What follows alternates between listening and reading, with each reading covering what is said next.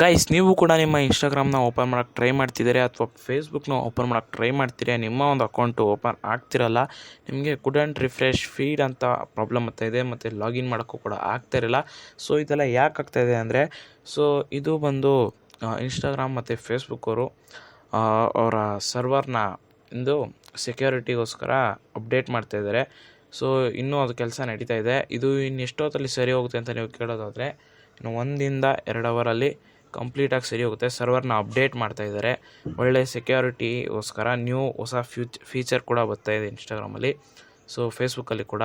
So ಇನ್ನೇನು ವಾಟ್ಸಪ್ಪಲ್ಲಿ ಕೂಡ ಇನ್ನೇನು ಕೆಲವೇ ದಿನಗಳಲ್ಲಿ ಅದು ಸರ್ವರ್ ಡೌನ್ ಆಗ್ತಿದೆ.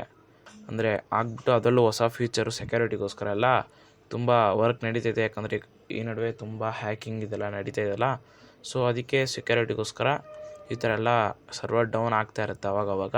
ಸೊ ನಿಮ್ಮ ಅಕೌಂಟ್ಗೇನು ಪ್ರಾಬ್ಲಮ್ ಆಗಿಲ್ಲ. ಸೊ ಈ ವಿಡಿಯೋ ಮಾಹಿತಿ ಇಷ್ಟೇ.